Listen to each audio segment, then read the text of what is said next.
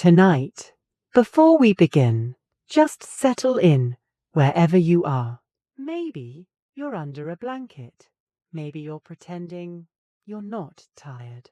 Maybe it's very late or very early. If you feel like it, you can tap like or subscribe or tell me in the comments where you are in the world and what time it is for you right now. I always like imagining that somewhere in another village, in another house, someone else is listening too. No pressure, just if you want to. Now, imagine a small village, not the grand castles, not the famous battles, just a cluster of houses, mud walls, a wooden fence that leans a little, a church that is slightly too big for the number of people who attend it, and a bell. The bell was never meant for war. It was meant for prayer, for weddings, for funerals, for the slow rhythm of ordinary life.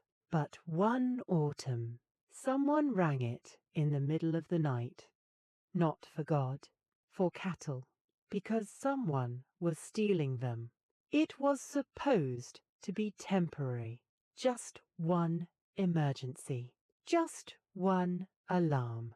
Ring the bell, someone said, just this once. They all ran out barefoot, men with tools still in their hands, women shouting from doorways, children confused and thrilled at the same time. They didn't catch the thieves. They rarely did. But something changed. The next week, someone said, maybe we should agree. If anything happens, we ring it again. Not because they expected it, just in case. And that's how insecurity begins to live inside a village. Not as chaos, but as preparation. They started sleeping lighter. You don't notice at first. You just wake up more easily. You pause when a dog barks. And then someone suggests, very casually, that maybe 2 men should stay awake each night, just temporarily, just until things calm down. They sit by the gate. They talk quietly. They complain about their knees. They pretend it's ridiculous. They laugh about how unnecessary it is. But they keep coming. Soon it becomes a rotation. You don't ask if you want to do it. You just do your turn. No one announces, this is now permanent. That would feel dramatic. Instead, it becomes normal. And that is how small wars grow. Not with armies, with inconvenience. The lord in the nearby hilltop manor, he claims he has nothing to do with it. Of course he doesn't. He says the cattle thieves must be from the next valley. The next valley says the same. Everyone is innocent. Everyone sharpens something. Now imagine you are a farmer there. You wake before sunrise. But now, before stepping outside, you listen. You measure silence.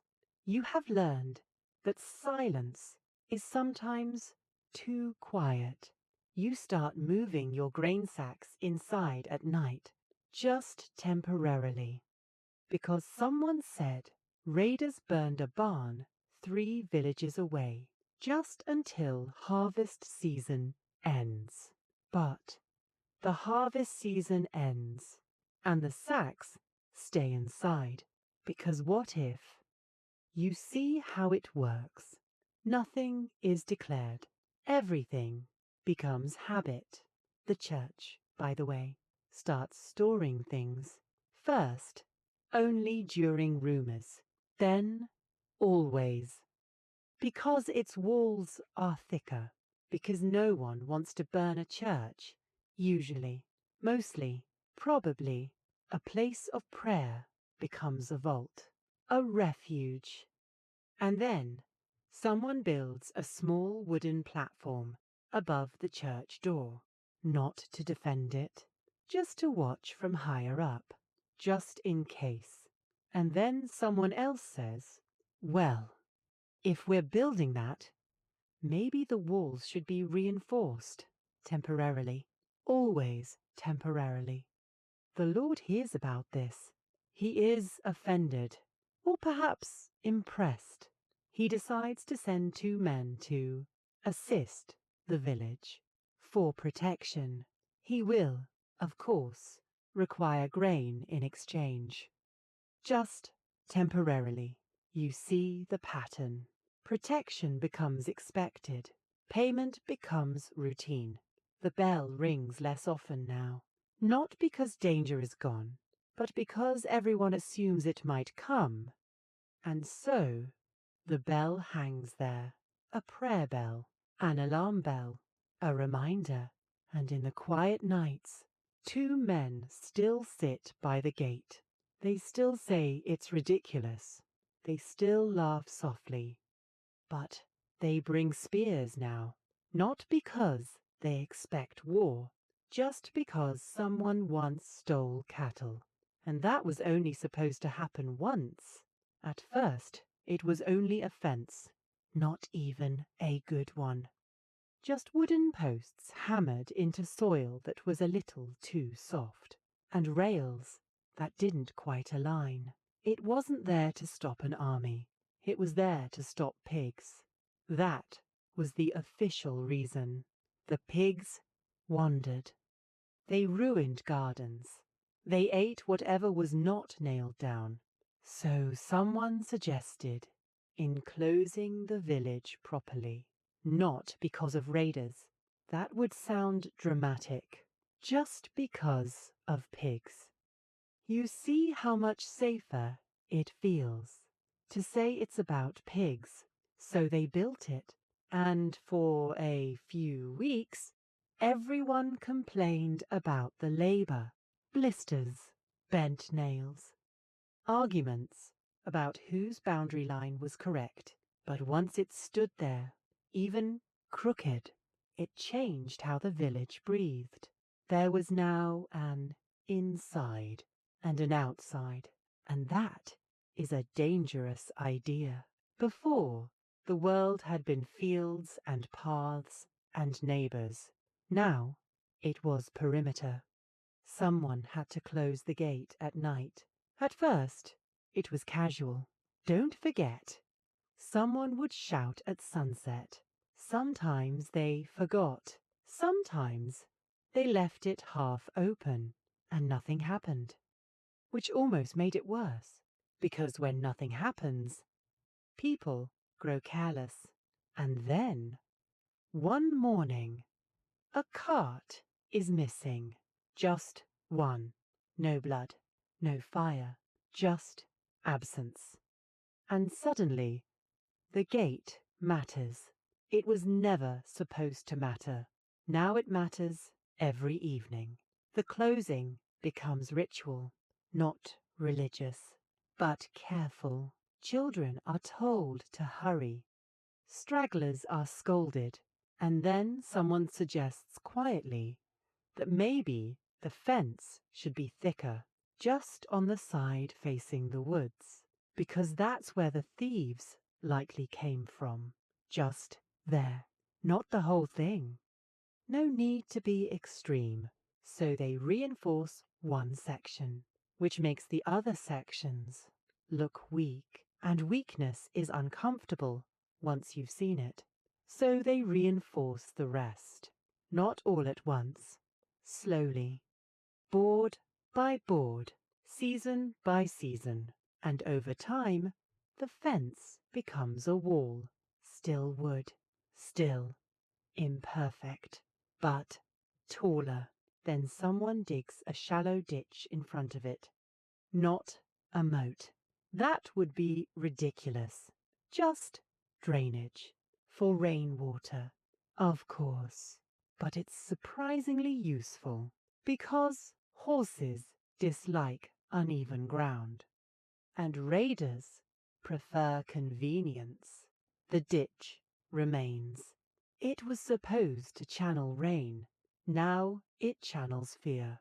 The Lord notices this too. He rides by one afternoon. He says nothing, but he sees the ditch. He sees the wall. He sees the men who now lean casually on spears when he approaches. He makes a note, not on paper, in memory. Villages that fortify themselves are useful, but also potentially independent. So he offers assistance, a carpenter, a gift of iron brackets for the gate. He insists it is generosity. It is also surveillance. Now the gate has iron, which means it can lock properly, which means someone must hold the key. At first, the key hangs in the church, temporary, until they decide who should manage it. Then it hangs in the house of the wealthiest farmer, temporary, until someone accuses him of favoritism. Then it rotates every week, which means everyone learns the weight of it, and everyone understands that if something goes wrong while they hold it, the blame will linger. This is how insecurity spreads, not as panic, but as responsibility. You begin locking doors you never locked before. You begin asking strangers questions you never asked before. You begin noticing accents. Just small differences. Just tiny suspicions. It would be unfair to say they became paranoid. They became practical. Practicality can look very much like fear if you observe it from outside. Inside the village, it feels reasonable. Meanwhile, 2 valleys away, another small lord is irritated. He claims grazing rights that were never clearly defined. He claims timber from a woodland that has no clear border. He sends 3 men to collect dues. They collect sheep. The sheep do not return. The bell rings again. Not urgently, not wildly, just enough. The men by the gate are faster now. They don't shout. They simply move. And the ditch that was meant for rain suddenly feels very intelligent. The fence that was meant for pigs now holds back armed men. It was never supposed to be this, but nothing ever is. The villagers tell themselves this is temporary tension, just until the dispute is clarified, just until someone speaks to the Lord, just until winter. Winter will calm things. Winter always calms things. Except it doesn't, because winter makes hunger sharper, and hungry men are inventive. So now the wall must be checked for weak boards. Now the ditch must be cleared. Now the gate must close before dusk. Not at dusk, before. Small adjustments. Never dramatic, always reasonable. And this is how a village slowly turns into something that resembles a fortress, while still pretending it is only a village. They still bake bread. They still argue about goats. They still gossip about marriages. But there is always someone looking toward the woods. And the fence, which was never supposed to matter, now defines the shape of their lives. It began as a favor. That's how these things prefer to begin. One afternoon, after the sheep disappeared and the bell rang in a voice that was no longer surprised. The Lord sent word, not soldiers, not threats, just word. He was concerned, deeply concerned.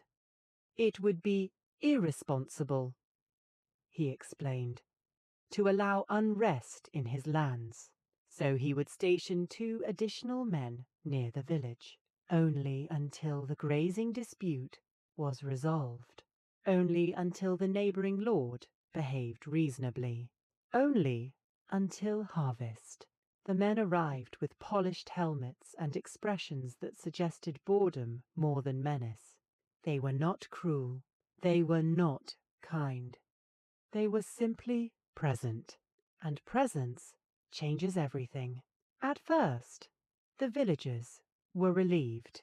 They slept slightly deeper. They complained slightly less. Someone even said, "Perhaps this will pass quickly." The men ate at the village's expense. Of course, it was only fair. Protection requires sustenance.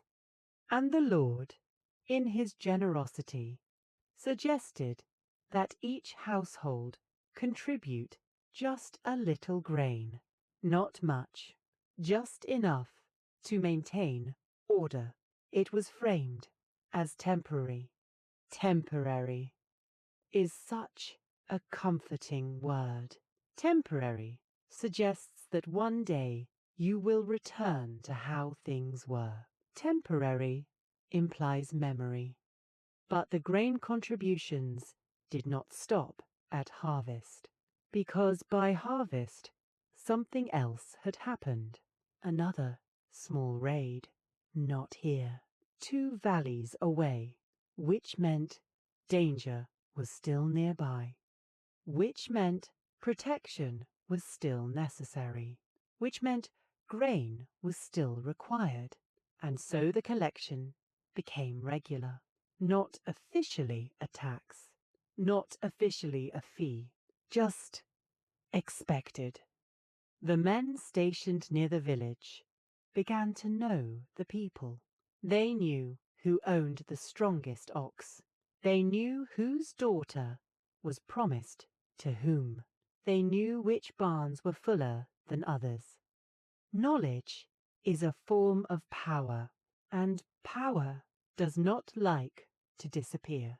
Soon, one of the soldiers suggested very politely that perhaps the village could contribute firewood as well. Winter approaches. Men must stay warm to defend you. It made sense. It always makes sense. The villagers adjusted. They cut more wood. They grumbled less. Grumbling is inefficient when you are tired. By the second winter, the contribution had a name, not an official one. Just something, people whispered. The protection share. It sounds almost comforting, as if protection can be sliced and distributed like bread. Of course, the neighbouring lord noticed.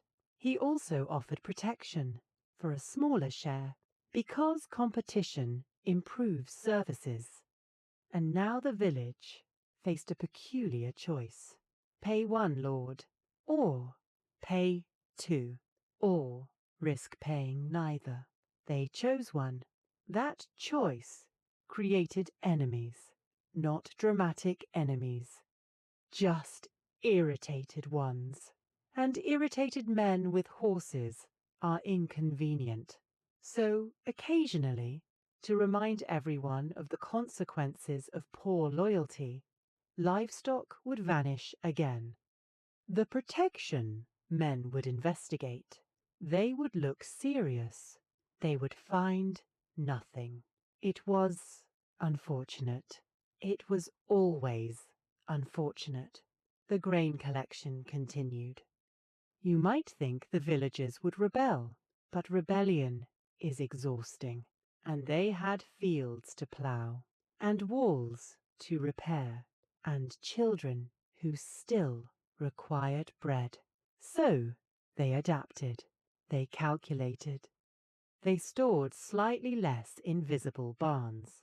They hid sacks beneath floorboards. They learned to understate their prosperity. Modesty became survival. Prosperity became suspicious. A strange thing began to happen. The protection men were no longer outsiders. They married locally. They acquired small plots of land.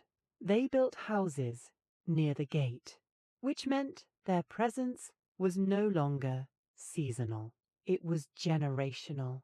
Protection had rooted itself. The Lord adjusted his language. He no longer called it assistance. He called it order. And order requires maintenance. Maintenance requires contribution. Contribution becomes duty. Duty becomes tradition. The children growing up in the village did not remember a time without the protection share. They assumed it had always existed. They assumed the gate had always locked early. They assumed soldiers had always eaten at communal tables. And this is how something accidental becomes culture. No proclamation, no ceremony, just repetition. In the evenings, when the two original watchmen sat by the gate, they sometimes joked that things were simpler when it was only pigs and stolen carts. They laughed, but softly, because one of the protection men now sat beside them, and laughter travels strangely at night. The ditch was deeper now, not dramatically, just enough. The wall had iron bands. The key felt heavier, and the grain tally was recorded carefully each season, not on parchment at first, just in memory, then on parchment. Because memory is unreliable when money is involved. What began as defense against cattle thieves had quietly become a system, and systems do not leave easily, especially when they are profitable. It began with timber. It always begins with something that sounds boring. Wood, trees growing in a stretch of woodland that no one ever measured properly. For generations, villagers from both valleys had cut from it carefully, quietly, respectfully, or at least they claimed to. The borders were described in old words, from the large oak to the bend in the stream. But the oak had fallen decades ago, and the stream had moved. Water does that. It shifts slowly, patiently, as if it understands that time is the most powerful soldier. One spring, a group of men from the neighboring valley cut deeper than usual. Or perhaps they didn't. Perhaps they cut exactly as they always had. But this year, someone noticed, and noticing is dangerous. A complaint was sent, not angry, just formal, a clarification. The neighbouring lord responded with equal politeness. He insisted the timber had always been his. Both letters were calm. Both were reasonable. Neither was accurate. The villagers were told not to worry. It will be settled. Settled is another comforting word. Settled suggests finality. But instead of settling, the woodcutters returned the next week. This time, they came with more men, not soldiers, just men, with axes, and a confidence that felt heavier than before. No one died. That's important. No one died. They simply took more wood. The bell did not ring. It felt excessive. Instead, a message was sent to the Lord. The Lord sighed. He sent 3 of his protection men. They stood near the woodland the following morning. Not threatening, just visible. The neighbouring woodcutters arrived again. They saw the men. They left for a week, and then one night, someone set fire to a stack of timber stored near the edge of the village. Not a barn, not a house, just timber. It burned beautifully, controlled, almost artistic. The villagers watched from a distance. No one rang the bell, because what would the bell accomplish? The fire did not spread. It ended as quietly as it began. The next morning, both lords denied involvement. Of course they did. Neither would risk open war over timber. Open war requires banners. Open war requires expense. Open war is public. This was simply tension. Tension is cheaper, but tension accumulates interest. Over the next months, small things occurred. A cart overturned on a road that used to be smooth. A shepherd found his flock scattered. A bridge plank loosened mysteriously. A messenger delayed. Always small. Always deniable. Always inconvenient. The villagers adjusted. They travelled in pairs now, then in groups, not because they were afraid, because it was efficient. Efficiency is the polite mask of fear. The protection men grew busier. They patrolled the woodland. They escorted carts. They ate more grain. The protection share increased slightly, not dramatically, just enough. The neighbouring lord responded in kind. He stationed men near his border villages. He strengthened his own gates. And now two valleys sat facing each other, neither at war, both prepared. The villagers began to learn new behaviours. When strangers approached, they were offered water, but watched carefully. When trade occurred, goods were counted twice. When someone married across the valley, it was discussed for weeks. Was it loyalty? Was it strategy? Was it betrayal? Marriage became diplomacy. Children became alliances. And the woodland remained unresolved. The trees continued to grow, unconcerned. One evening, a young boy from the village asked his father why they didn't just stop going to the woodland entirely. The father laughed. Because we need wood. The boy considered this. And why don't they stop? The father shrugged. Because they need wood. And there it is. Two needs. One forest. No oak tree to mark the boundary anymore. Just memory. Memory is unreliable when land is involved. The ditch around the village was deepened slightly that summer. Not officially, because of the dispute. Just because rainwater collected poorly. The gate closed earlier. Not because of tension. Just because dusk felt darker than before. The bell remained silent most nights, but everyone listened for it. Listening becomes exhausting. It seeps into bones. You wake up tired from listening. No one called it a war, because wars are dramatic. This was inconvenience. But inconvenience repeated long enough becomes a condition. And a condition repeated long enough becomes identity. The villagers now described themselves as border people, even though they had never thought of themselves as a border before. Language adapts faster than walls, and slowly, almost imperceptibly, both lords began hiring a few extra men. Not an army, just enough to demonstrate seriousness. And seriousness invites escalation. Not immediately, never immediately, just slowly, like water shifting a stream, until one day The stream no longer runs where it used to. It happened on a market day, which is almost poetic if you think about it. Markets are meant for exchange, grain for salt, wool for iron, stories for news. But that afternoon, something else was exchanged. A boy. He was not important.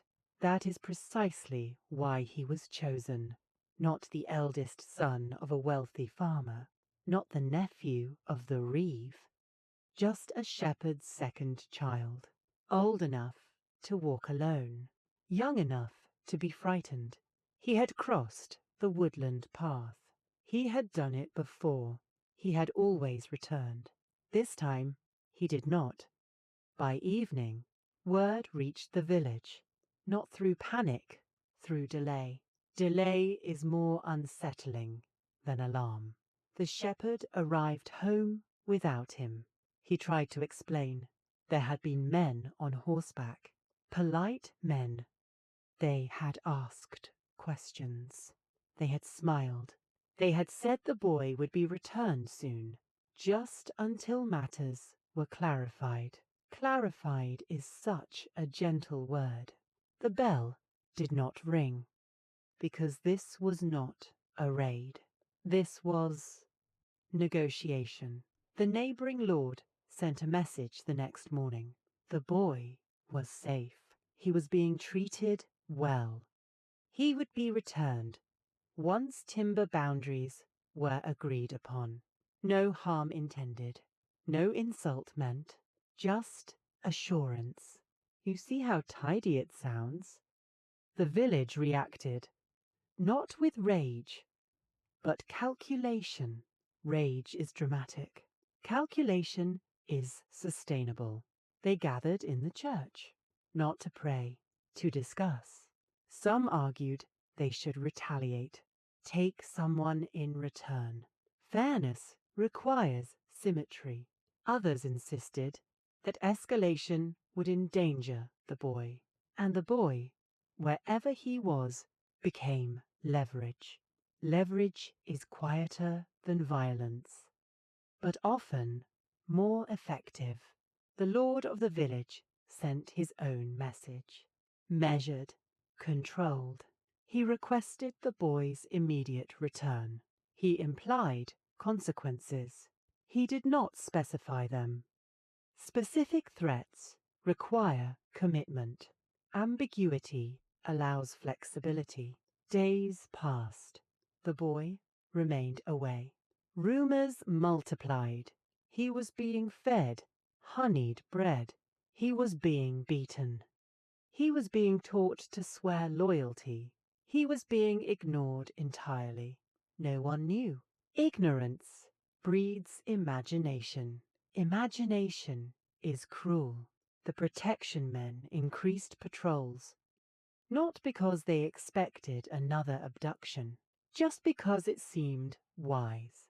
Parents began escorting children to fields, just temporarily, until things settled. The market became tense. Traders counted heads before leaving. The shepherd's wife stopped sleeping properly. She sat near the gate at dusk, watching, listening, as if she might hear his footsteps before anyone else. The neighbouring lord finally returned the boy. After 11 days, unharmed, quiet. He had been housed in a small manor chamber, fed adequately, told nothing. He said the men were polite. He said they asked about the village. He said they seemed bored. Boredom is unsettling in captors. The exchange was framed as goodwill, a gesture of restraint, a demonstration of power, and something shifted because now everyone understood the rules. Livestock can be stolen, timber can be burned, but children can be borrowed. Borrowed is the word they used. No one said hostage. Hostage sounds medieval. Borrowed sounds almost neighbourly. But borrowing implies return, and return implies that the lender holds the power. Soon, the village began discussing preemptive measures. Should important families keep their children closer? Should certain sons avoid travelling alone? Should the wealthiest send their heirs to distant relatives temporarily? Temporarily. Again. Always temporarily. The shepherd's boy resumed his life.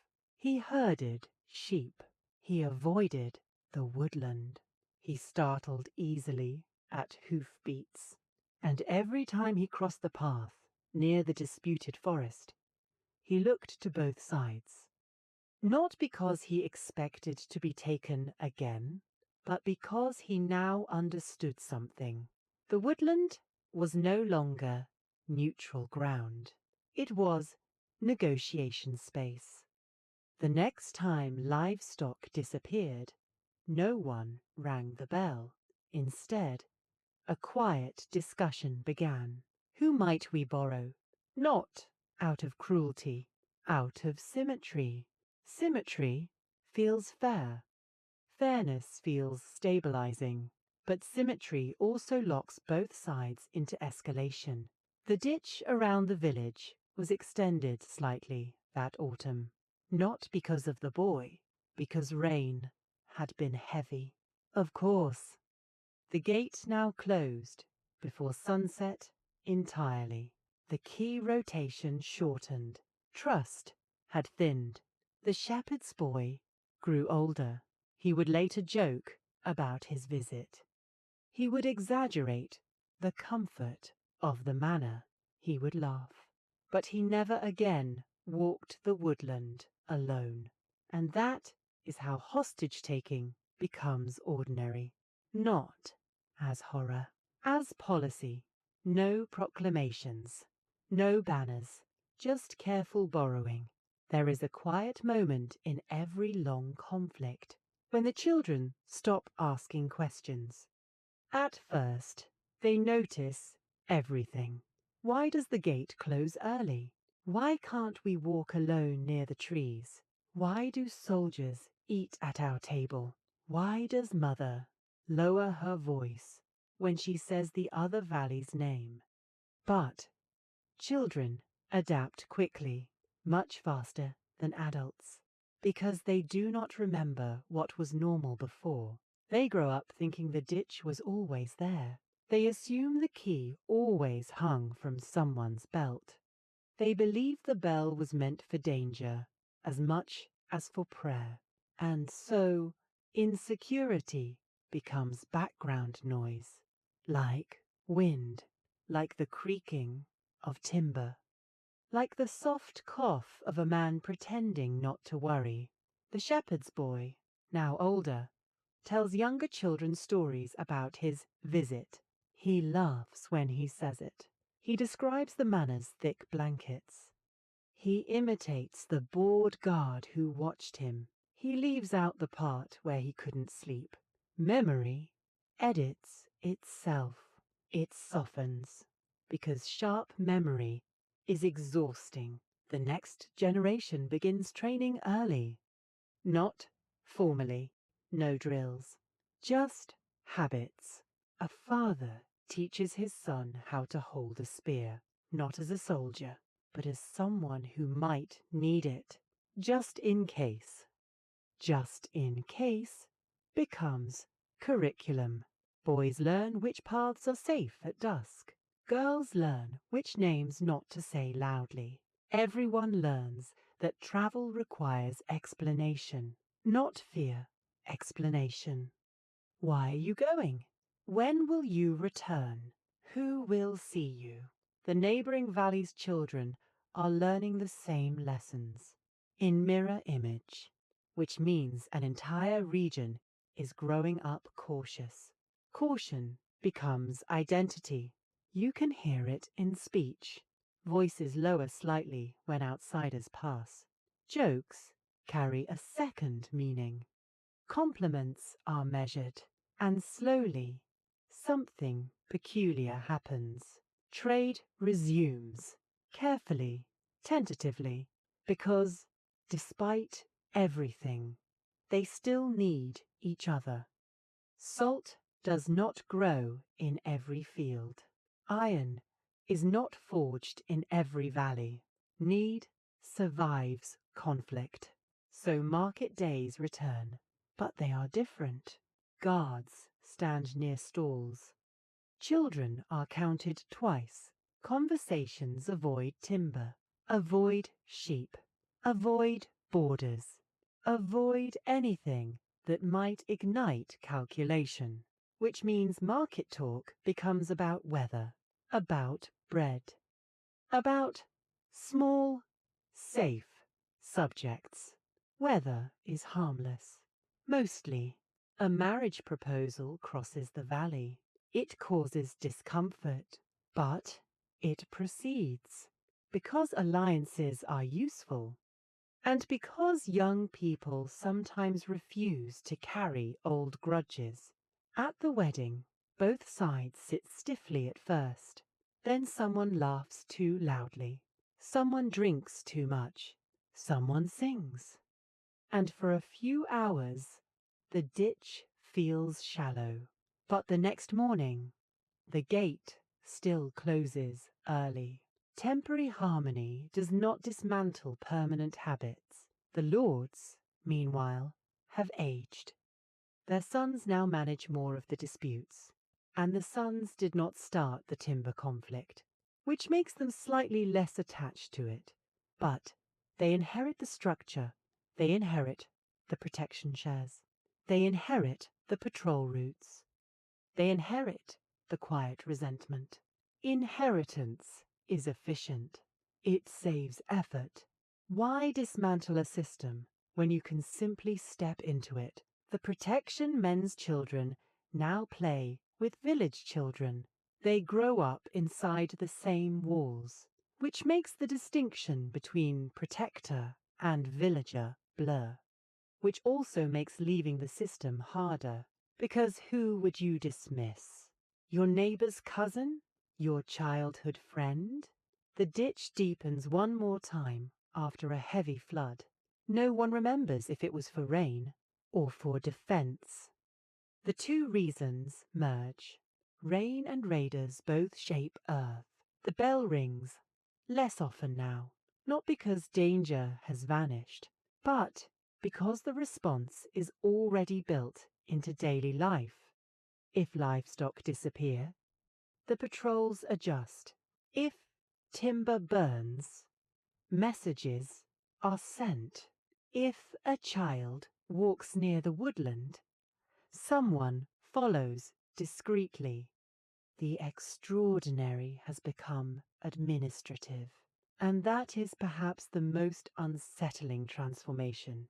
The region begins to describe itself differently, not as peaceful, not as at war, but as stable.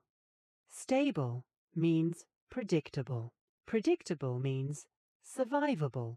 Survivable means acceptable. And acceptable is how small wars endure for decades. The shepherd's boy, now nearly a man, sometimes stands by the gate at dusk. He volunteers for the watch. He says it's no trouble. He brings his own spear, not because he expects trouble, because he does not expect its absence. He looks toward the woodland.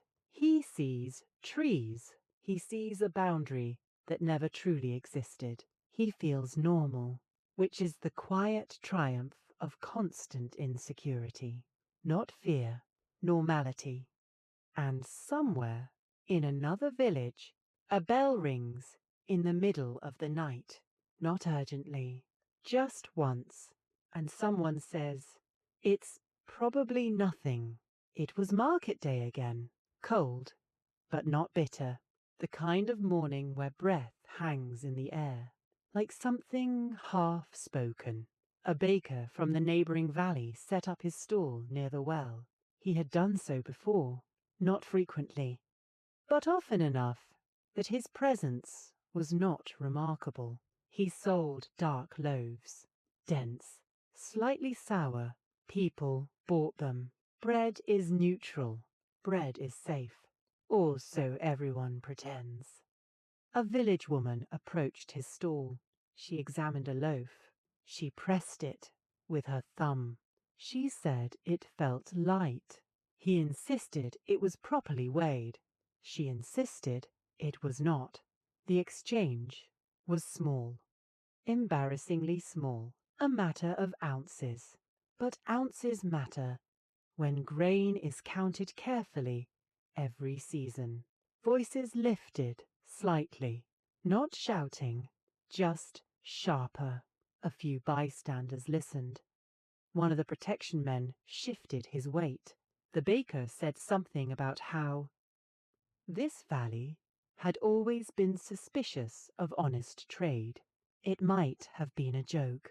Tone is difficult in cold air. The woman replied that some valleys were accustomed to taking more than they gave. Now people were listening, not because of bread, because of memory, because every small word echoes through years of timber and sheep and borrowed children. Someone laughed, not kindly. Someone muttered the word, thief, which is a delicate word in a place where theft is policy. The baker slammed his hand on the stall. A loaf fell. It split on the ground. For a moment, everyone stared at the broken bread. And it felt symbolic, though no one would say that. The protection man stepped forward. He did not draw a weapon. He simply placed his hand on the baker's shoulder, firmly, too firmly. The baker pushed it away, not violently, just reflexively. But reflexes can be interpreted, and interpretation is everything. Within minutes, 2 more men from the neighbouring valley approached. They had been near the livestock pens. They stood slightly apart, observing. The village watchman arrived. The baker insisted he had been insulted. The woman insisted she had been cheated. No one mentioned timber. No one mentioned the boy. No one mentioned the protection share. But everything was present in the air. The dispute could have ended there, with repayment, with apology, with a fresh loaf. Instead, someone from the crowd said, very quietly, they take more than bread. The sentence did not specify who, but it did not need to. Silence thickened. The neighbouring men escorted the baker away. No blows, no blood. The market resumed, but slightly tilted. That evening, 2 sheep from the outskirts of the village disappeared. Coincidence? Perhaps. Coincidence is convenient. The bell did not ring because it was only 2 sheep. The following week, a cart returning from the neighbouring valley arrived with a cracked wheel. The driver claimed the road had been sabotaged. No proof. Just splintered wood. And so the argument about bread began to grow. Not loudly, not officially. It was never recorded, but it travelled by evening fires, by murmured conversations, by exaggerated retellings. The loaf became smaller in the story. The insult became sharper. The push became a shove. The shove became nearly a strike. In retelling, events acquire edges. Edges cut. Soon, the protection share increased slightly again. Because tension was rising, the lords exchanged letters. Polite letters. Firm letters. Letters that used phrases like regrettable misunderstanding. Regrettable misunderstandings require demonstrations of resolve. A patrol near the woodland doubled in size, not permanently, just for reassurance. The ditch was cleared again, not because of bread, because rain had loosened the earth. The shepherd's boy, no longer a boy, stood at the gate one evening and remarked how strange it was that bread could cause trouble. The older watchman replied, "It wasn't the bread." And that was the entire explanation. In the neighbouring valley, a similar conversation occurred. Their baker returned home embarrassed. He described the insult. He described the heavy hand on his shoulder. He described the crowd's laughter. Humiliation is fertile soil. It grows quickly. Within a month, 3 carts were stopped on the forest path. Their goods inspected for fairness, not confiscated. Just inspected. Inspection feels almost lawful, almost justified. And so, the system reactivates, without proclamation, without banners, without a single dramatic battle. Just bread, just words, just weight, measured too carefully. The market still opens. People still trade, but glances last longer. Hands hover near tools that could be weapons. And somewhere in the middle of it all, someone insists, this will pass. It always passes. It simply leaves something behind. The first night, nothing happened, which is important, because when nothing happens, people relax. They tell themselves the argument was foolish. They tell themselves markets are noisy places. They tell themselves bread is only bread. The second night, nothing happened again. The watchmen leaned on the gate. One of them dozed. The ditch held rainwater that reflected a thin moon. Dogs barked once, then stopped. On the third night, a hinge on the outer fence was found loosened. Not broken, just loosened. It could have been wind. Wind is useful that way. Wind explains many things. The hinge was tightened. No bell, no alarm, just a note in someone's mind. The fourth night, a stack of firewood near the shepherd's house was found scattered. Not burned, not stolen, simply disturbed. As if someone had taken time to rearrange it poorly. It felt intentional, but there was no proof. And proof is expensive. The watch rotation was adjusted slightly. 2 men instead of 1 on certain evenings. Not permanently, just until things calmed down. The 5th night passed quietly. The 6th brought hoofprints near the woodland. Deep prints, heavy horses, but no theft, just presence. Presence can be louder than violence. By the 7th night, no one said it aloud, but everyone expected something. Expectation is exhausting. You lie in bed and listen to the wind, as if it has intentions. You measure silence. You become suspicious of stillness. Nothing dramatic occurs, just small disturbances. A gate latch tied loosely, a tool missing, and then reappearing in a different shed. A pile of stones placed near the ditch, as if someone had tested its depth. Testing is unnerving. Testing implies rehearsal. But rehearsal for what? No one knows. The protection men become restless. They ride further from the village. They return with stories of shadows, stories of figures retreating into trees, stories that cannot be verified.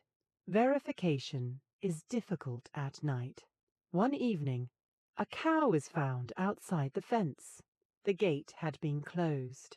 The cow could not have opened it. Cows are not clever in that way. The watchmen swear it was secure. They swear the key was used. They swear they heard nothing. Swearing does not repair doubt. The cow returns safely, but the implication remains. Someone can open the gate. Someone can enter. Someone can leave. The ditch is widened slightly, not because of the cow, because runoff has increased. Rain explains everything. The neighboring valley experiences similar disturbances. A barn door left open, a cartwheel loosened, a dog poisoned. No one claims responsibility. No one sends letters. Letters require ownership. Ownership requires admission. And this is the art of small war. To wound without admitting the blade. To unsettle without announcing hostility. To exhaust without engaging. The shepherd older now begins sleeping in the barn occasionally, not because of fear, because he enjoys the quiet. The quiet feels different now, dense, like fabric stretched too tightly. Children begin inventing stories about forest spirits. It is easier to blame spirits than men. Spirits do not escalate. Men do. A month passes. Nothing explodes. No houses burn. But everyone feels thinner. Conversations shorten. Smiles fade quicker. The protection share increases again, not officially, just slightly, to account for longer patrols. The patrols find nothing, but they find nothing more frequently, which feels like something. The neighbouring lord sends a polite letter denying any involvement in recent disturbances. The village lord replies with equal politeness. Both letters emphasize the desire for stability. Stability requires vigilance. Vigilance requires men. Men require grain. Grain requires fields. Fields require peace. Peace requires silence. And silence now feels suspicious. One night, finally, a barn does burn. Not fully, just the outer wall. The fire is contained quickly, almost too quickly, as if whoever set it did not intend destruction, only demonstration. Demonstrations are persuasive. The bell rings once, just once, enough to wake the village, not enough to call allies. The villagers gather with buckets. They extinguish the flames. They stand watching the smoke rise. No one shouts. No one declares vengeance. They simply look toward the woodland. The woodland looks back, unchanged. The next morning, life continues. Bread is baked. Cows are milked. Children chase each other near the ditch. But now, when the wind moves through the trees, it sounds deliberate. And that is how sabotage becomes language. Not loud, not grand, but persistent. The war remains unnamed, because naming it would demand resolution, and resolution is expensive. So instead, they endure. Night after night, nothing happening, over and over again, until nothing becomes unbearable. The bridge was small, too small for glory, just thick planks laid across a narrow bend in the stream. It creaked politely under carts. It had no guard, no gate, no banner. It was simply useful, which makes it vulnerable. For years, it had done one job: Connect this side to that side. Carry grain, carry gossip, carry brides, carry salt. No one thought about it. That is the fate of most infrastructure. Invisible until absent. One morning, a cart approached and stopped. The driver frowned. One plank sagged lower than it should. He prodded it with his foot. It gave way. Not dramatically, just enough. The wheel tilted. The horse shifted nervously. The cart did not fall, but it did not cross. They examined the damage. The peg had been loosened, carefully, not broken, removed. Someone had taken time. Time is expensive in sabotage. You don't loosen a bridge plank by accident. The driver returned to the village. He described it calmly, too calmly, because calmness is sometimes rehearsal for anger. The protection men inspected it. They repaired it. They said nothing. They did not accuse, because accusation requires proof. Proof had floated downstream. For a week, the bridge held. Then a second peg vanished. This time, the cart did fall. Not fully, just enough to spill sacks of grain into the stream. Grain in water is a quiet tragedy. It swells. It sinks. It becomes useless. No flames. No blood. Just wet bread that will never be baked. The villagers rebuilt the bridge. Stronger, thicker pegs. Iron brackets, if they could spare them. Iron costs. Iron implies permanence. Now the bridge required oversight. Someone suggested assigning a watch, not full time, just occasionally. Bridges are not suspicious by nature, but this one had become political. The neighbouring valley began using a longer route. It added half a day to travel, which meant goods arrived later, which meant markets shifted, which meant tempers shortened. A small wooden bridge had altered timing. Timing is delicate in rural life. Milk cannot wait. Fresh bread cannot linger. Deadlines stretch when roads do. Soon, a rumour circulated. The neighbouring lord's men had been seen near the stream at dusk. They claimed they were fishing. Fishing is difficult to disprove. The village lord sent a polite letter requesting joint responsibility for bridge maintenance. Shared maintenance implies shared authority. The neighbouring lord declined. Politely, he offered instead to build his own crossing further upstream, which he did. A rough structure, temporary, of course. But now, two bridges existed, two routes, two flows of goods. Trade split, and with it, allegiance. Some merchants preferred the northern crossing. Some stayed loyal to the southern one. Choice creates division. Division feeds suspicion. The original bridge grew quieter, which made it lonelier. Lonely infrastructure decays faster. No one notices until collapse.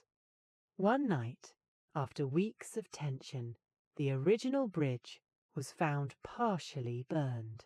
Not destroyed, just charred, as if someone had tested how quickly it might catch. It had not burned fully. The stream kept it damp. Water is stubborn that way. The villagers repaired it again. This time with stone supports beneath the planks.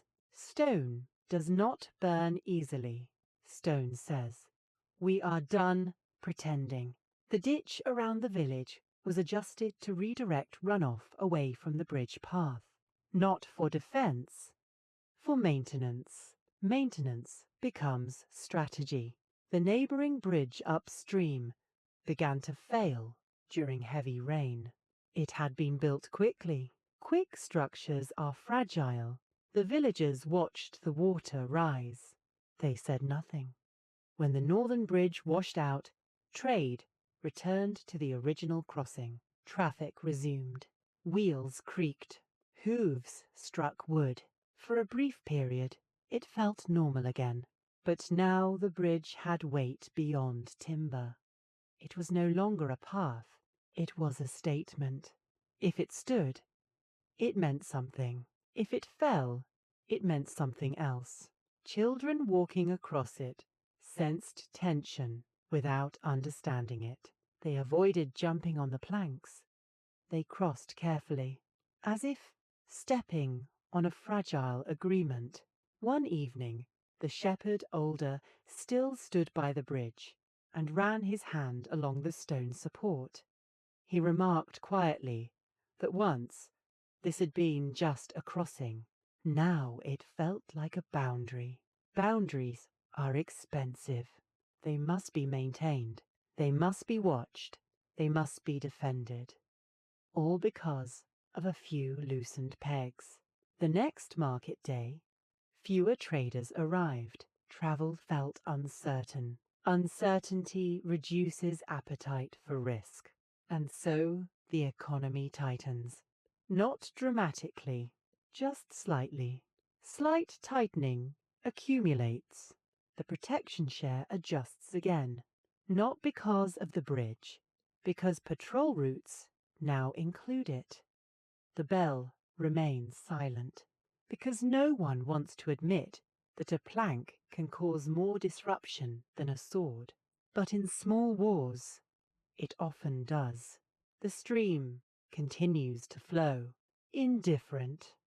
It does not care which side owns which bank. It simply moves, and slowly, almost imperceptibly, the villagers begin to think of water not as connection, but as separation. It arrived not as a demand, but as a notice, not even a harsh one. The Lord Steward came riding in the afternoon, when the sun was still warm enough to make conversation feel harmless. He carried a ledger. Ledgers are quieter than swords. He gathered the elders in the church courtyard. He spoke gently. There had been expenses. Bridge reinforcement, extended patrol routes, increased provisions for protection men, and of course, the tension with the neighbouring valley required vigilance. Vigilance requires funding. Funding requires contribution. This would not be permanent, just an extraordinary levy, until matters improved. Improved is another comforting word. The villagers listened. They nodded slowly. They had heard temporary before. The steward explained that each household would provide a measured portion of grain beyond the usual share. Not ruinous, just noticeable. Noticeable is enough. Someone asked whether the neighbouring lord would be contributing similarly. The steward smiled. That was not their concern. The levy was collected. Reluctantly, but collected, because refusing would create attention. Attention from a lord is rarely desirable. The following season, the tension did not improve. If anything, patrols increased. The steward returned, ledger in hand. He spoke of unforeseen complications. Bridge maintenance had required more stone than anticipated. Iron fittings had grown expensive. Men stationed longer than expected required clothing. Boots wear out quickly when patrolling ditches. Another temporary adjustment, just until stability returned. Stability, it seemed, was expensive. The villagers adjusted again. They slaughtered fewer pigs that winter. They stored less visible grain. They learned to measure their wealth in ways that could be hidden. Hidden wealth is safer wealth, but hidden wealth reduces trust. Because when everyone hides, everyone suspects. Soon, a different form of collection began. Not grain, labour. The Lord required additional days of work reinforcing roads and clearing woodland paths for patrol access.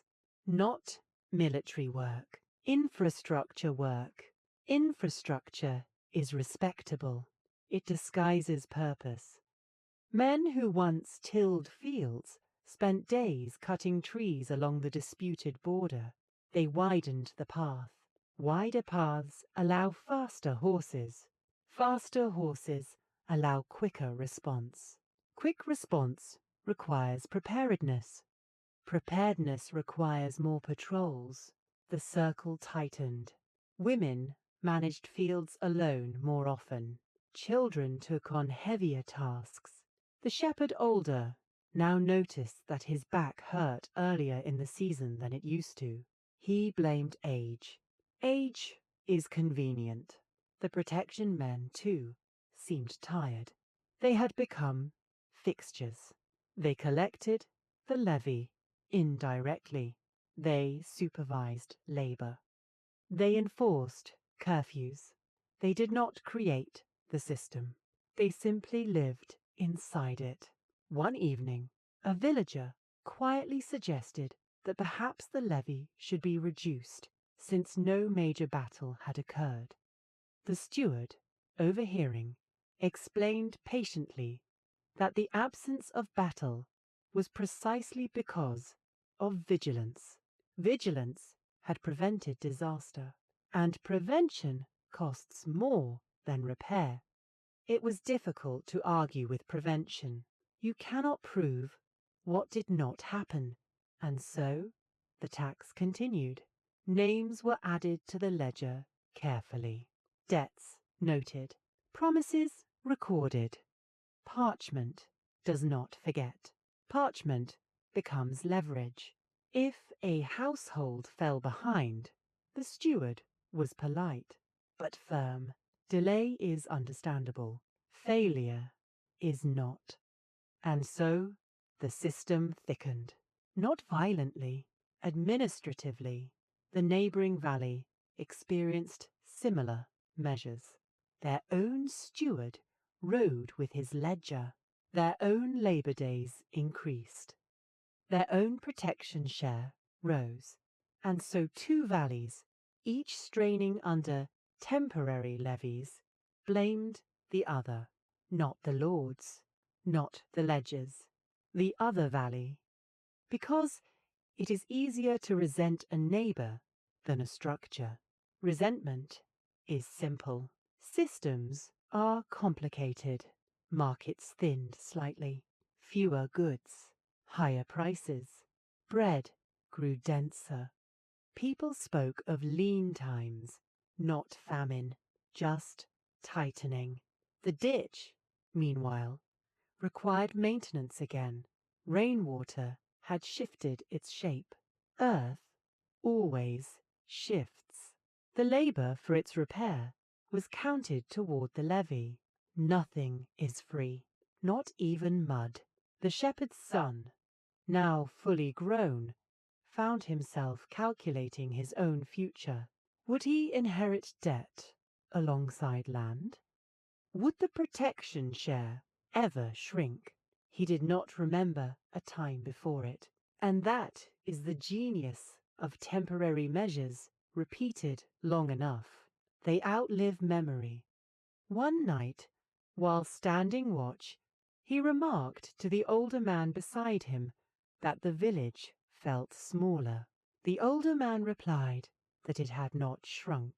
It had tightened, tightened around obligation, tightened around expectation, tightened around the cost of not calling this a war, because calling it a war would demand resolution.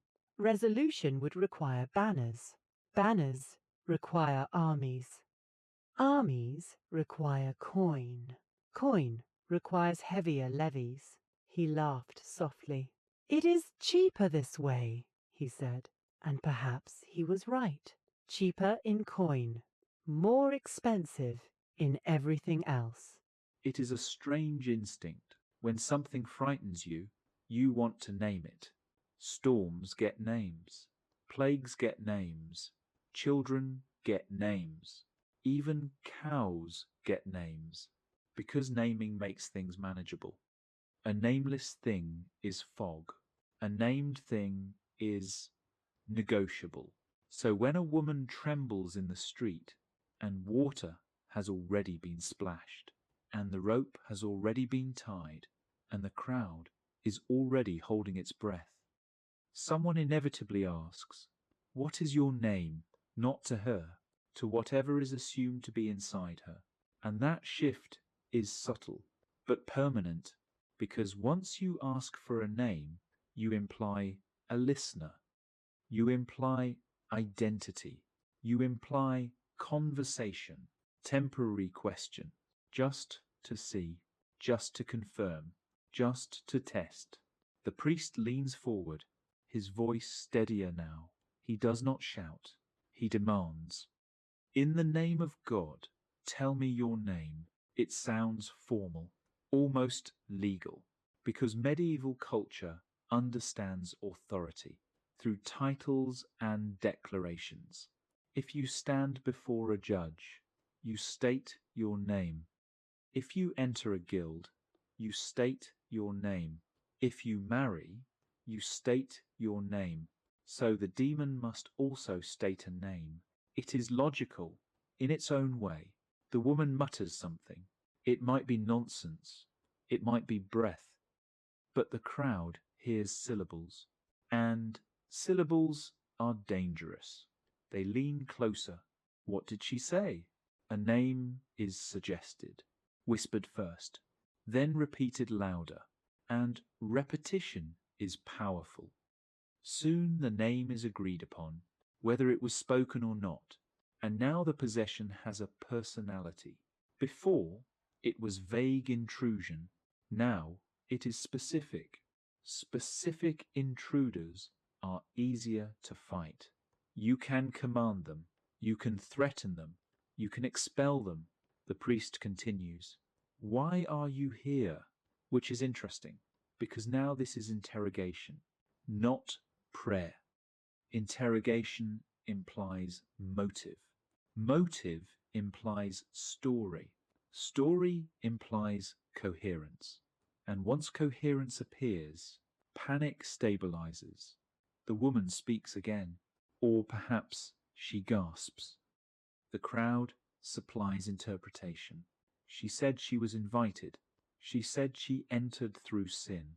She said she was sent. The details shift with every retelling, but the format remains. Question, answer, command, response, temporary structure, but very satisfying. It resembles a courtroom. It resembles negotiation. It resembles order. Even if the order is imagined, soon this pattern becomes expected. If a case of possession occurs, and no name is extracted, it feels incomplete. If no dialogue happens, it feels shallow. The crowd wants a script, and this script is compelling because it gives them participation. They listen for clues. They gasp at revelations. They carry the story home. It called itself. It admitted. It feared the relic. The demon becomes almost conversational, almost theatrical. And theatre, once tasted, is hard to abandon. The irony deepens. By demanding a name, the ritual grants substance. By forcing speech, the ritual animates silence. Possession becomes more elaborate with every question, because questions shape answers. If you ask, "Why are you tormenting her?" you assume torment. If you ask, "Who sent you?" you assume conspiracy. And once conspiracy is introduced, the village begins to look sideways at neighbors. Who sent it? Who invited it? Who sinned? Possession now spills beyond the body. It infects relationships. Temporary solution. Extract a name. Permanent consequence. Expand suspicion. Sometimes the name extracted resembles something familiar. A known demon from sermons. A biblical adversary. Other times it resembles something local. A half-remembered folktale. A distorted nickname. The name adapts to the culture, which is convenient. Because the culture then sees itself reflected, soon the demand for names becomes ritualized. The priest doesn't even hesitate anymore. He asks immediately, as if it is part of a required form. What is your name? How many are you? When will you leave? Under whose authority? It begins to resemble paperwork, invisible paperwork. And here is the quiet humor. In trying to command chaos, they bureaucratize it. They create procedures. They create expected answers. They create timelines. Leave now. Leave at dawn. Leave when the relic touches. Deadlines for demons, which is oddly optimistic. Sometimes the supposed spirit refuses to answer. Silence. Silence is frustrating because silence breaks the script. So silence must be interpreted. Refusal is rebellion. Rebellion requires escalation. More water, more voice, more pressure. The ritual grows heavier. The performance grows louder. And once the crowd tastes that intensity, they expect it again next time. The priest may begin to enjoy the authority. The crowd may begin to crave the drama. The afflicted person may begin to understand the power of the center. None of this requires deceit. It requires only awareness. Awareness that when the circle forms and the questions begin, you are no longer just a body. You are a stage. And stages reward performance. Over time, this questioning technique travels from villages to monasteries, from monasteries to cities. It becomes part of the standard encounter. Temporary improvisation becomes canonical expectation. If you do not demand a name, are you even exercising? And the loop continues, because each named demon strengthens belief. Each answered question confirms structure. Each interrogation justifies repetition. The fear that began as draft through a door has now acquired vocabulary. And vocabulary is durable, much more durable than wood. We will return to names. They have consequences beyond the moment. But for now, just sit with the absurd dignity of a medieval priest leaning toward a trembling figure, politely demanding identification, as if the invisible must obey the rules of introduction. And perhaps that was the most comforting illusion of all. The circle dissolves. The rope is untied. The basin is carried back inside. But the name remains. Names linger. They do not evaporate with candle smoke. They sit in memory.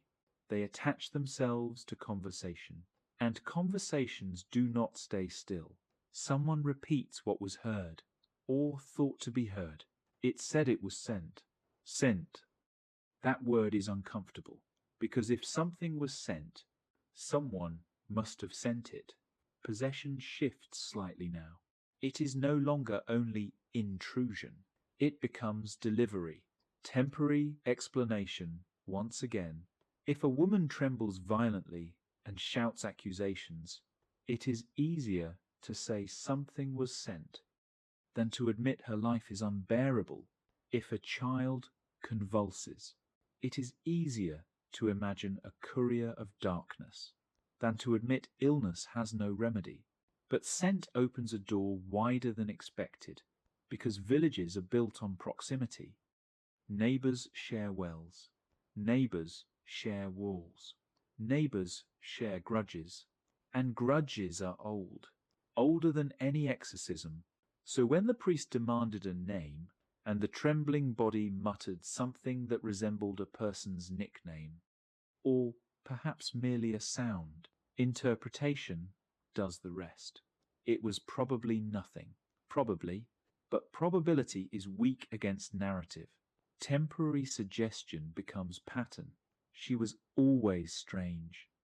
He argued with them last winter. She knows herbs. That last one is important. Herbs are helpful. Herbs are useful. Herbs are also suspicious. A woman who knows plants knows how to heal, which is admirable and also unsettling because healing resembles power, and power outside hierarchy is dangerous. So when a possession includes a whispered hint that someone sent it, the village quietly rearranges itself.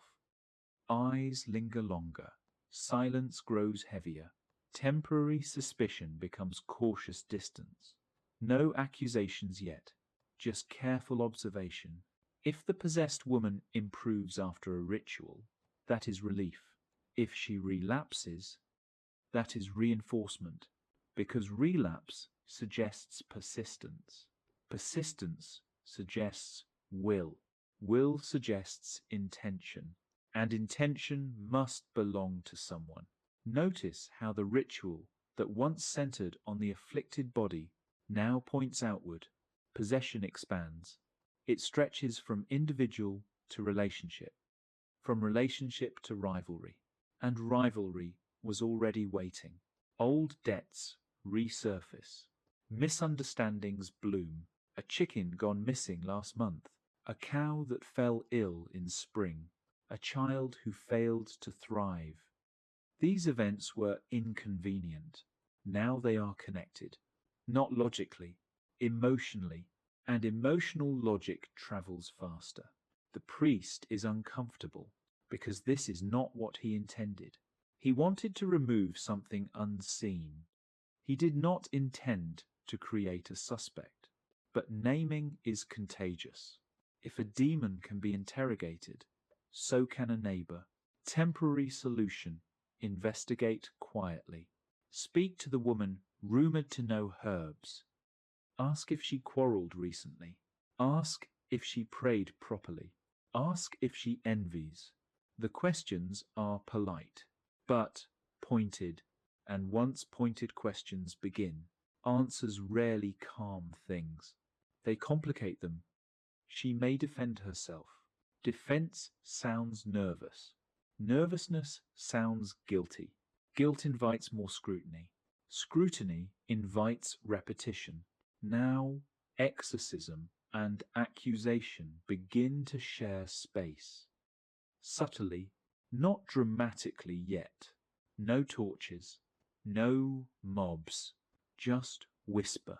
Whisper is more powerful than shouting because whisper spreads and whisper never fully disappears. Temporary suspicion becomes permanent tension. Children are warned not to wander near certain houses. Wells are avoided.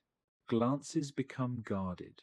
Possession has shifted again from mercy to ritual to performance to suspicion, all from one question. What is your name?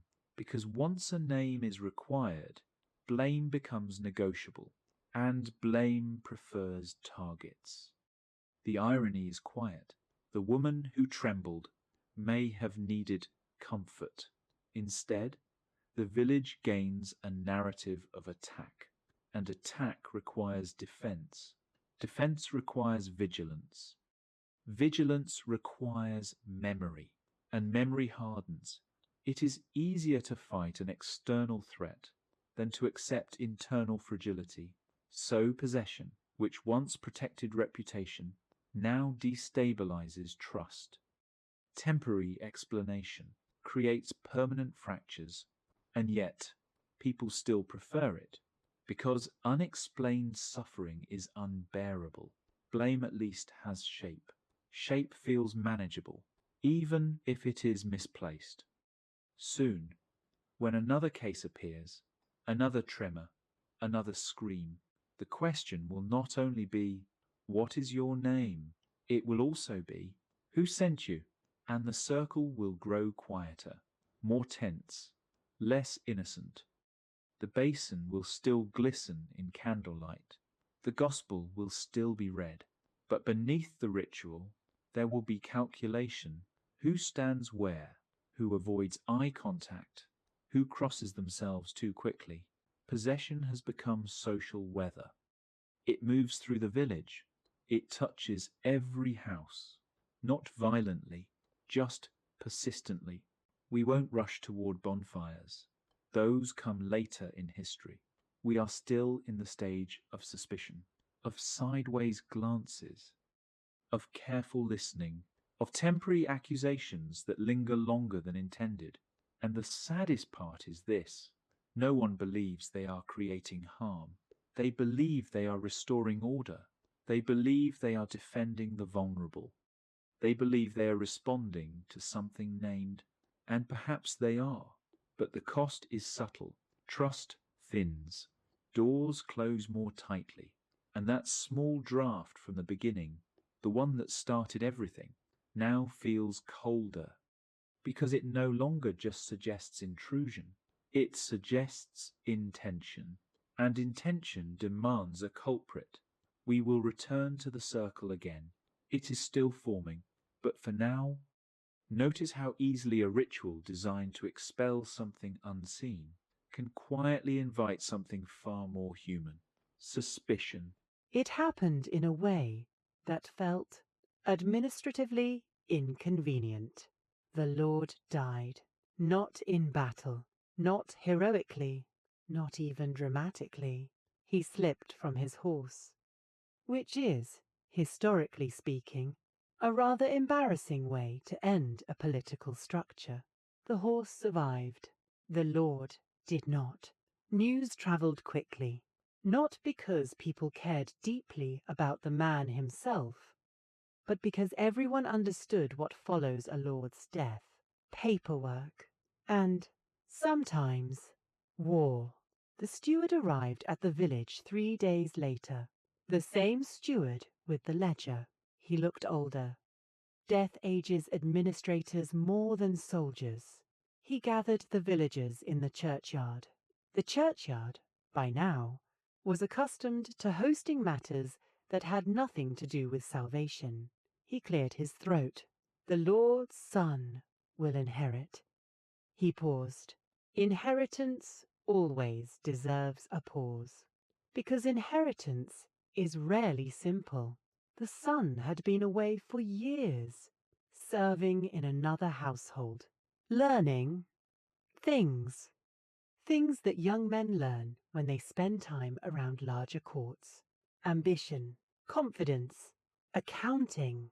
He arrived 2 weeks later on a bright horse with brighter armor. The village immediately disliked him. Not openly, just instinctively. He was young. Young men with authority are dangerous in quiet regions. They feel compelled to improve things.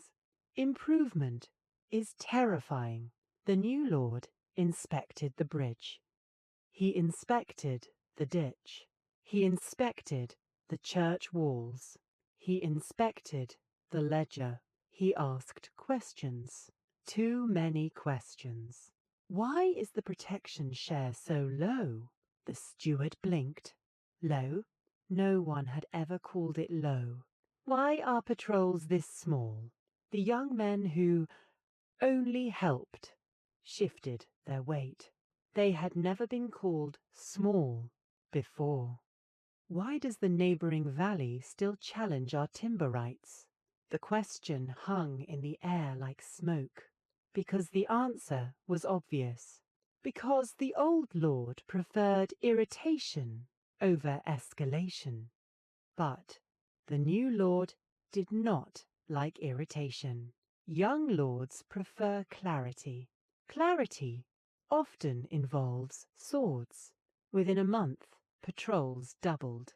Not because the villagers requested it, Because the Lord desired order, order is a favourite word of ambitious men. The protection share increased. Again, the steward's ledger gained fresh columns. The villagers sighed quietly. They had hoped inheritance might relax things. Inheritance rarely relaxes anything. The young lord rode the woodland border personally. He pointed at trees. He spoke of boundaries. Boundaries are easy to declare from horseback, harder to maintain on foot. The neighbouring valley heard of these inspections. They laughed, not loudly, just enough. They sent a polite letter reminding the young lord that timber disputes had been delicate. Delicate is another word that young lords dislike. He replied with a longer letter. Long letters usually precede short fights. The young men in the village, those who only helped, were suddenly very useful. The Lord praised them. He praised their knowledge of the paths. He praised their courage. Praise is dangerous. Praise encourages ambition. One of them, the shepherd's son, now a broad-shouldered man, found himself riding beside the Lord more often, not as an equal, but as someone who knew where the bridge creaked, where the ditch softened, where the forest narrowed. Knowledge is valuable to impatient rulers.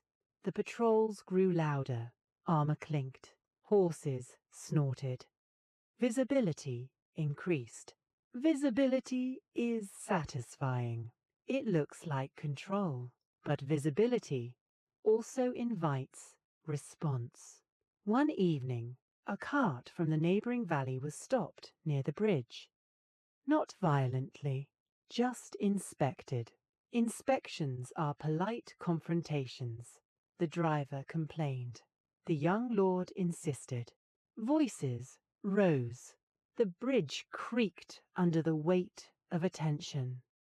Later that week, 3 trees near the disputed woodland were cut down overnight, felled across the path, not randomly, strategically. They blocked horses. The young lord was furious. Fury is refreshing to young rulers. The villagers, however, reacted differently.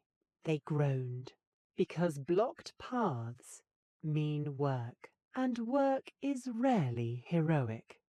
The shepherd's son, who once had been a borrowed boy, stood by the fallen trees and muttered something that sounded suspiciously like humour. Perhaps the forest is negotiating. The other men laughed, quietly, because joking about conflict is safer than discussing it. The young lord did not laugh. Young lords rarely appreciate forest diplomacy. He ordered the trees cleared immediately. Labour days increased. Again, the ditch was widened once more. Again, the church bell rang that evening, not for danger, but for assembly. Assembly now happened frequently. The priest had begun bringing a stool to these meetings. Standing for political speeches is exhausting. As night settled, the villagers returned home. Someone remarked that the old lord had been lazy. Someone else replied that laziness had been surprisingly affordable. The shepherd's son walked past the bridge. He tapped one of the planks with his boot. It held. Bridges, like systems, can survive remarkable strain, but strain accumulates. Behind him, the young lord's riders disappeared into the darkness of the woodland. They carried torches. Torches are dramatic, which means they are usually followed by consequences. The village watched the lights fade into the trees. No one rang the bell, but everyone listened. Listening had become a permanent skill, and somewhere Beyond the woodland, another small lord was probably receiving a very polite letter, which meant the region would soon become slightly less tired and considerably more interesting. The young lord did not call it a raid. He called it clarification. Young rulers enjoy words like that. Clarification suggests order. Raid suggests trouble. So, one evening, just after sunset, he gathered 6 men, not an army. Armies require speeches. 6 men require only boots. They rode quietly toward the woodland path, the same path where the shepherd's boy had once been borrowed, the same path where trees now occasionally fell across the road as if the forest had opinions. The young lord explained his plan. They would ride to a small grazing field in the neighbouring valley, not far, just across the stream. They would collect several cattle, not many, just enough to demonstrate balance. Balance is a polite word for revenge. The shepherd's son rode with them. He had never been part of something this official before. Usually he only watched borders. Tonight he crossed one. The horses moved carefully through the trees. The forest at night is full of sounds that resemble footsteps. Owls, branches, wind. Each noise pauses conversation. The young lord seemed pleased. Adventure improves his mood.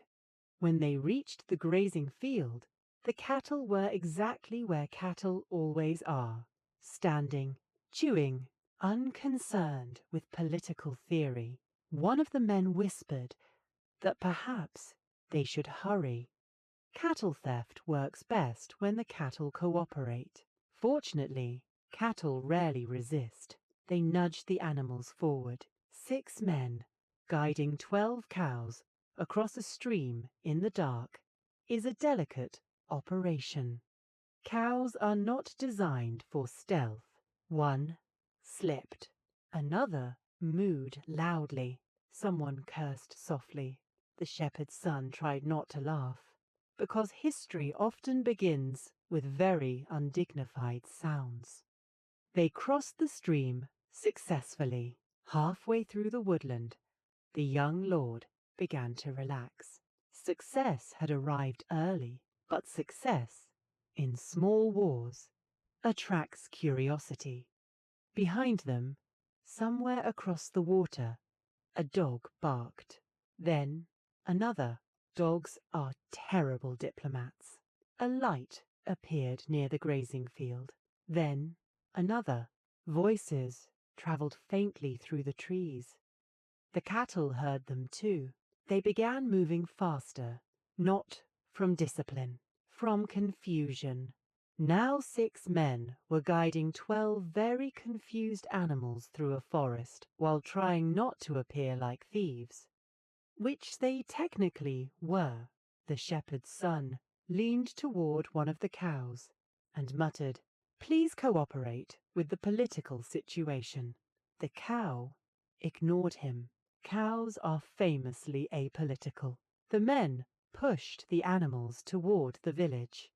Faster now. Branches snapped. Hooves struck roots. A lantern flickered behind them in the distance. Someone was following.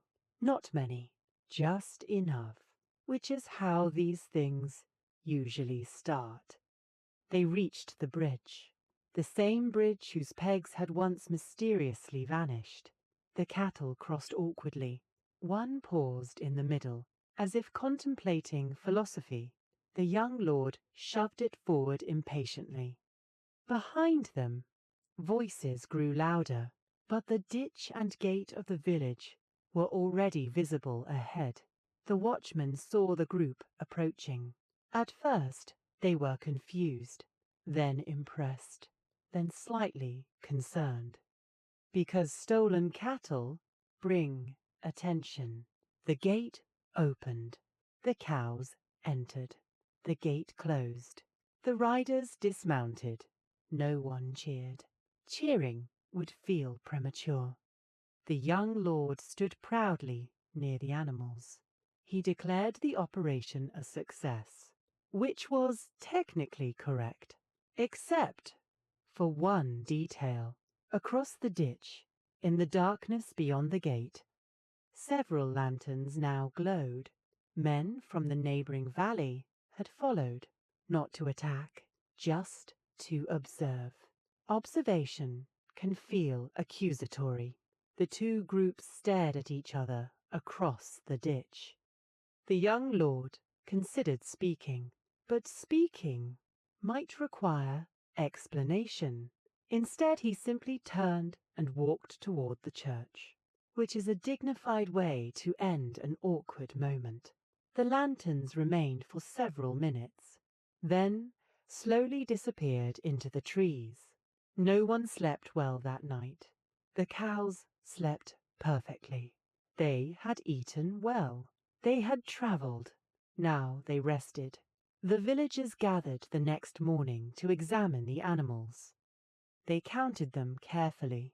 Counting stolen cattle requires concentration.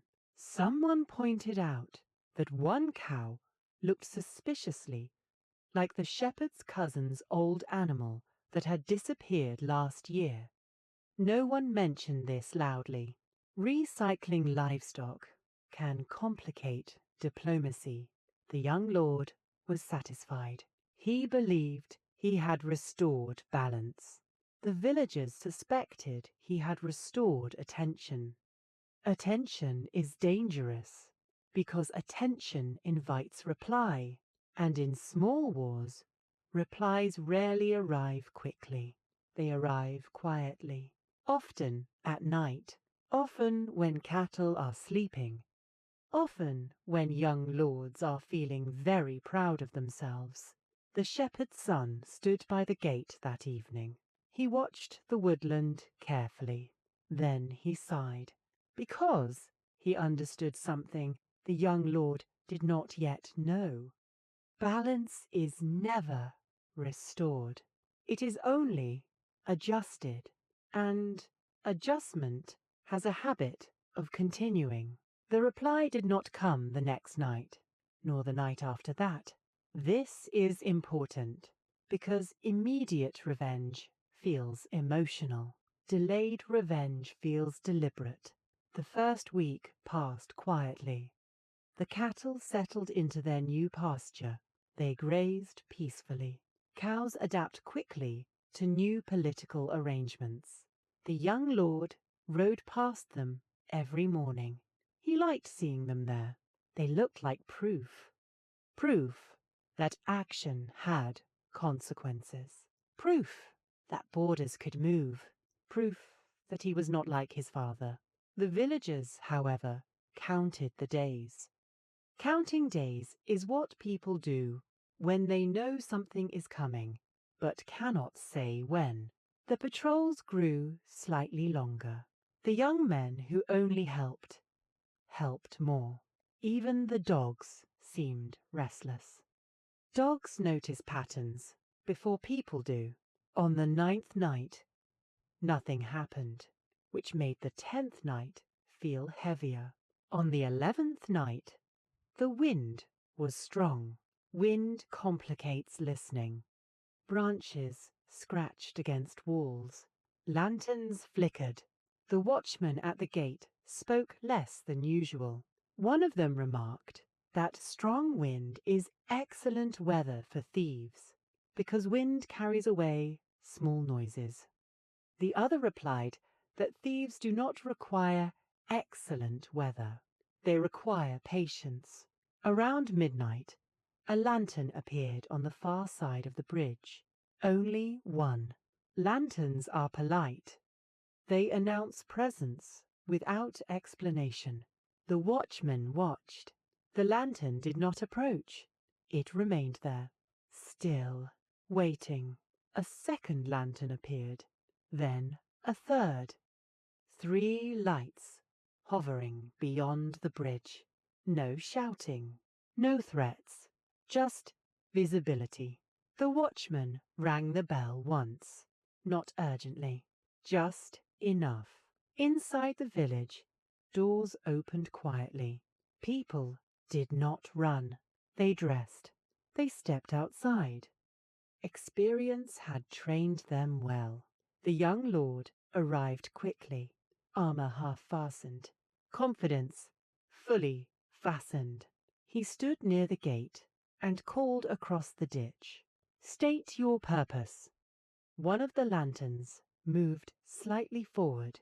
A voice answered, calm, unhurried. "We have come to inspect our cattle." It was a good line.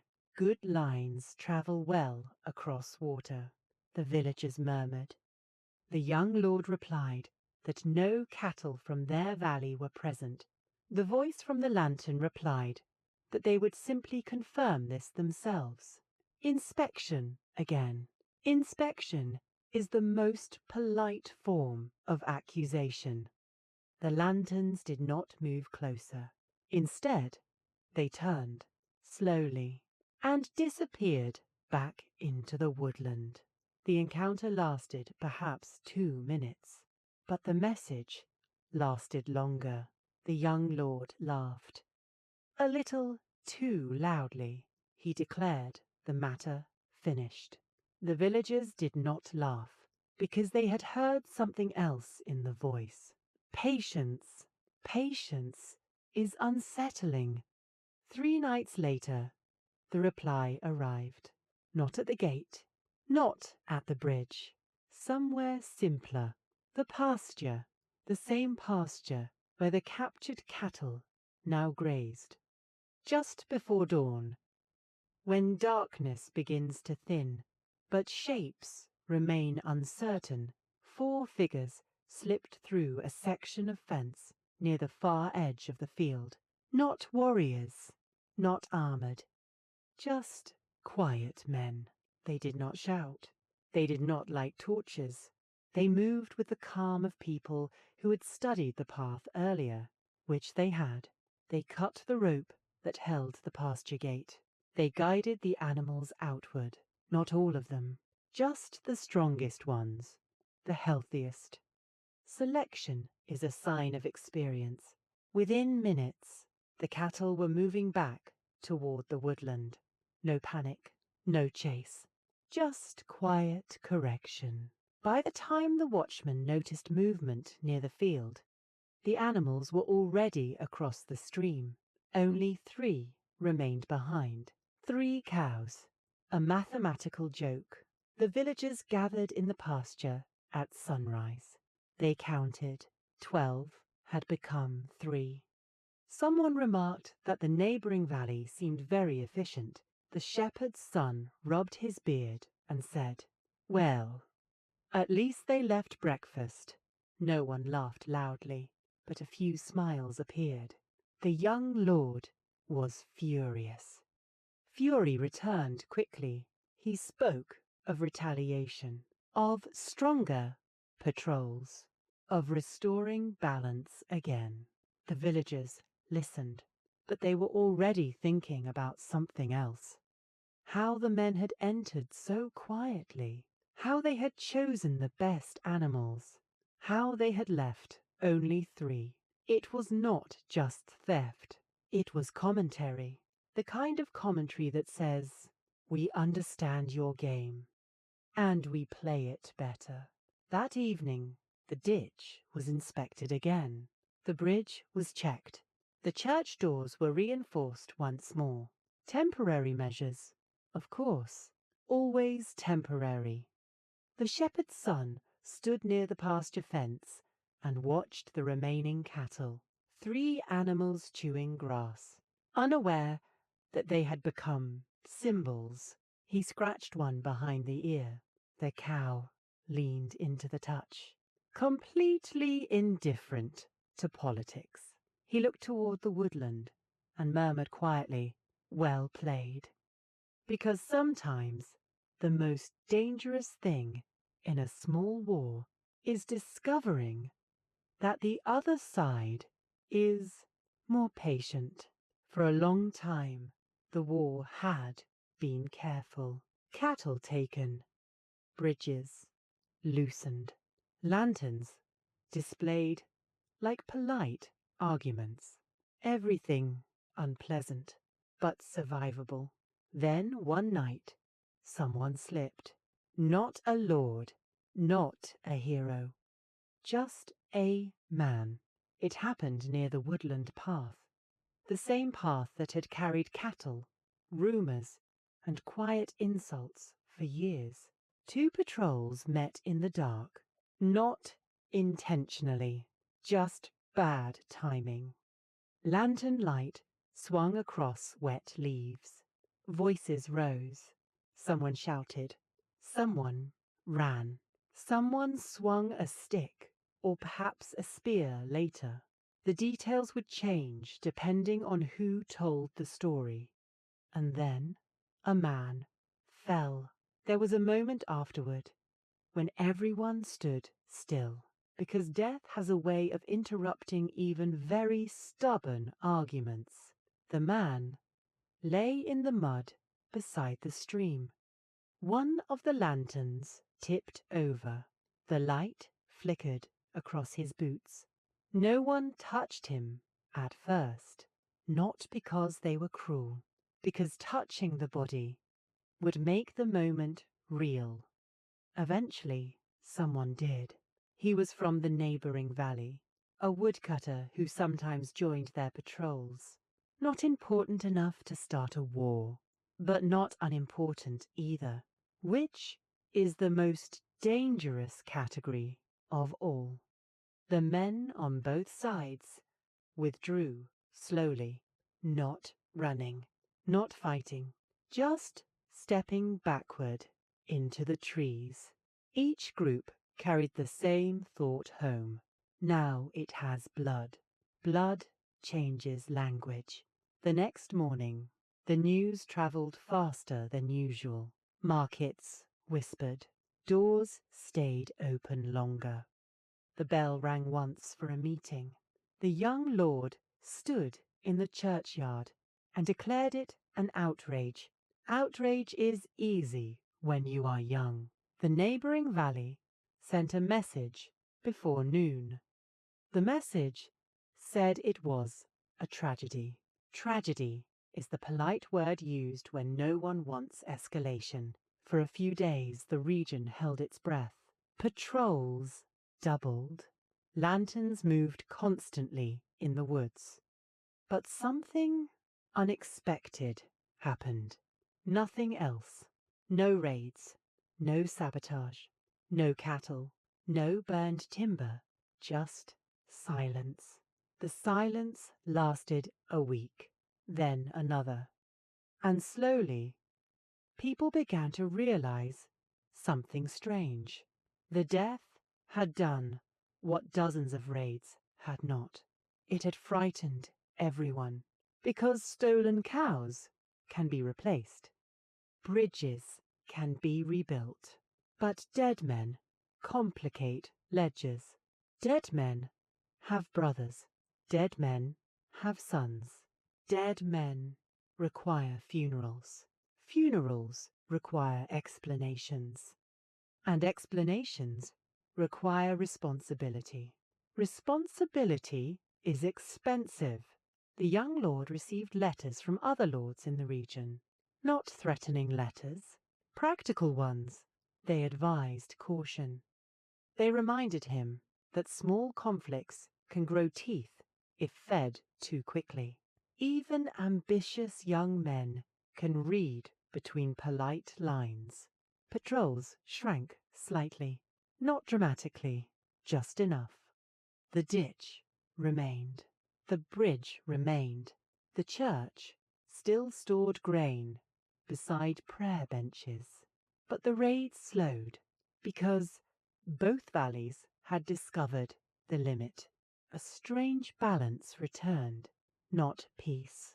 Peace requires forgetting. This was something else. Understanding. The shepherd's son, now fully grey in the beard, stood by the gate one evening years later. The same gate, the same ditch, the same forest, but quieter. A younger watchman asked him if the war had ended. He considered the question. Then he shook his head gently. No, he said. It just grew tired. The young man frowned. What does that mean? The older man leaned on his spear and looked toward the woodland. It looked peaceful now, but he knew better. Small wars don't end, he said softly. They settle. The young man thought about this. Somewhere in the distance, a bell rang. Not an alarm, just evening prayer. The bridge creaked as a cart crossed it. A cow lowed in the pasture. Wind moved through the trees, the same trees that had once hidden lanterns, the same stream that had carried swollen grain downstream. Life had continued the entire time. It always does, which is perhaps the strangest part of these quiet feudal wars. They never look like war. They look like ordinary life, just slightly tighter, slightly watchful, slightly tired. And if you walked through that valley today, you might see nothing unusual. A church, a bridge, a ditch that seems a little deeper than necessary. You might even hear the bell, and you would probably assume it had always been there for prayer. But the villagers would know something else. Bells can mean many things. Sometimes they call you to God. Sometimes they call you to the gate. And sometimes they ring only once, just to remind everyone that somewhere beyond the trees, someone else is listening too.